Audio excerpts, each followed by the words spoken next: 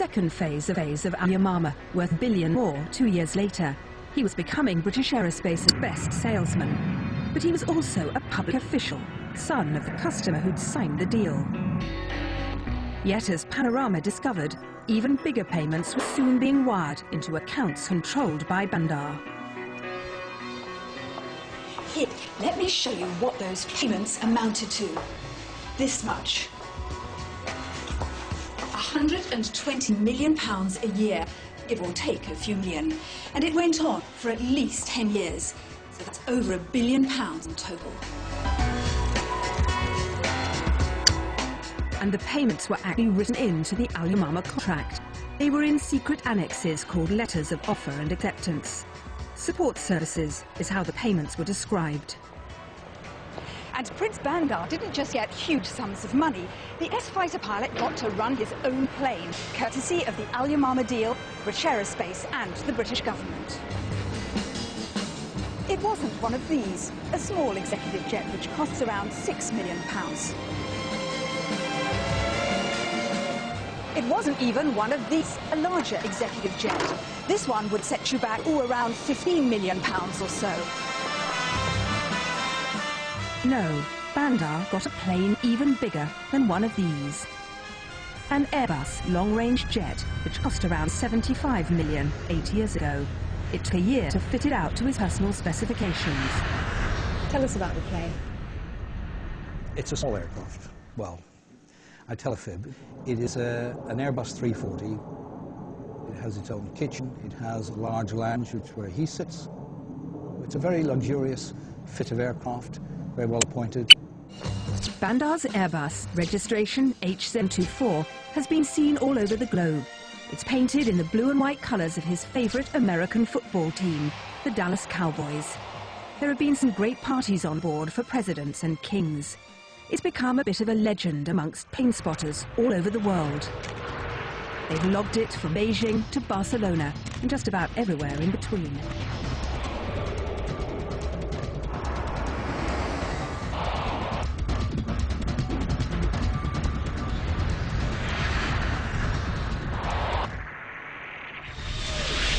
When I last looked at the records on the aircraft, it's been all over the world, but he, on an average year over the first 8 years, it was to the moon and back and around the globe 3 times every year.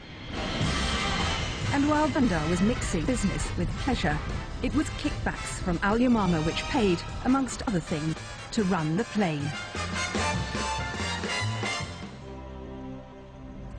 For years, successive governments have denied to Parliament any commissions had been paid to any Saudi officials.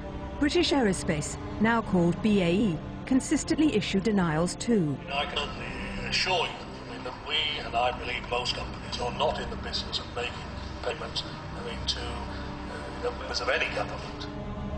But as we discovered, Bandar has been receiving millions of pounds via BAE over the years, cash and travelling expenses.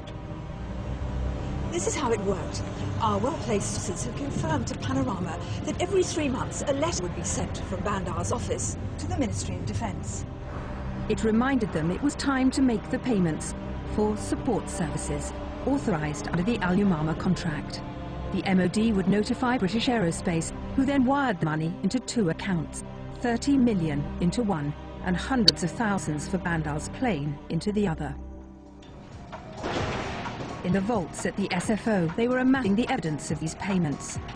They seized documents from Aerospace, and last autumn they took computer records from the MOD and questioned high-level civil servants. The money trail led abroad, to Europe and across the Atlantic. And where did the money sent by BAE, government authority, go to in America? Well, to Washington, and some of those Saudi embassy accounts at Riggs Bank that David Caruso had been investigating. Accounts he confirmed Prince Bandar used as a personal piggy bank. There wasn't a distinction between the account of the embassy or official government accounts, as we would call them, and the account of the royal family. So you discovered that Prince Bandar was taking money for his own personal use out of accounts that seemed to be accounts belonging to his government? Yeah, certainly. Yeah, that was a common practice. And that was a practice, from my understanding, that had gone on for years and years.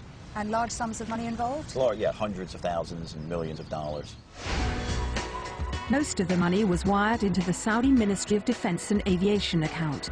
In reality, it might have been better described as a conduit to Bandar.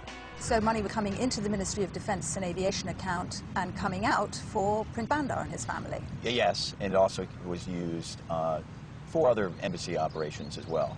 Again, but it seemed to be, if you'd picture the accounts as a spider web, that was a wheel, a hub and spoke, that was the hub. And then from that account, money would be transferred to other accounts. We obtained the details of one striking example from an internal Rigsbank document. It shows that though the account was in the name of a Saudi ministry, Bandar took a sum out for himself. It happened, it says here, in the summer of 2003, when $17 million were transferred from the account of the Saudi Arabian Ministry of Defense and Aviation and ended up in the hands of Prince Bandar's personal architect. I understand that out of that account, for example, came large sums, some 17 million, which went to Prince Bandar's architect in Saudi Arabia. We were told that some of the funds from the accounts were being used to build a home, I believe, for the prince in Saudi. A home or a palace? Well, a palace, yeah. I would imagine a palace with that type of money, yeah. But when Prince Bandar was tackled on American television about his country's reputation for corruption, he shrugged it off. Now, if you tell me that building this whole country and spending 350 billion out of 400 billion, that we had misused or get corrupted with 50 billion, I'll tell you yes, but I'll take that any time. Rigsbank could never get satisfactory answers from Bandar or his embassy, so they closed down all their accounts. Within months, the prince had resigned as ambassador for personal reasons and headed back to Saudi. The SFO needed to establish if the payments Bandar received via BAE and the MOD were actually illegal. These had continued well beyond 2002, when UK law was changed after the Blair government signed up to an international anti-bribery convention at the OECD. The government's made a big deal of its fight against corruption, but the new law still has loopholes. Illegal or not, payments like the Al Yamama kickbacks are what everyone thought it signed up to outlaw. So what do leading legal experts think, having examined what we found? How would you classify those payments? Look, those payments, on the face of it, are straightforward bribes as defined by the Anti-Bribery Convention. No doubt about that. There's no doubt about it at all. Senior officials, a minister, it's quite plain that he meets the test of who is an official, a foreign official for the purpose of the OECD Convention. As the SFO uncovered the payments made to Bandar and other Saudi middlemen, the government got nervous. So did the prince who'd benefited most from the deal. He had a new job now, head of Saudi National Security. The plane paid for by Al Yamama off. Did the itinerary reveal its mission was to scupper the investigation? Well, we've uncovered some curious coincidences. Bandar headed first for England. He knew he had a powerful weapon. The third phase of the Al Yamama deal worth £20 billion was in the process of negotiation. Prince Bandar's plane's been seen many times in Britain. Plane spotters snapped it. And those same plane spotters' logs show that, interestingly enough, Prince Bandar was here at Brize Norton twice last autumn, in October and again in November. And this was just at the time that, behind the scenes, the government was agonising over what to do about the SFO investigation. The British ministers had assured the Saudis the investigation was going nowhere. But the SFO, it seemed, just hadn't got the message. We traced evidence to Switzerland, we traced money to Switzerland, and it was at that stage that the representations were made. Representations from Saudi Arabia? So I understand. Next stop for Bandar's S was Switzerland. A spotter snapped it in Basel on November the 15th. We do not definitely know why it was here, but it was indeed very lovely to get it here. The SFO had asked the Swiss authorities for details of bank accounts belonging to business managers who act for Bandar and his father. The Saudis were furious. the fact that they may be looking at personal records of some of the Saudi royal family was unacceptable, and that's where I think Banda was pressed into a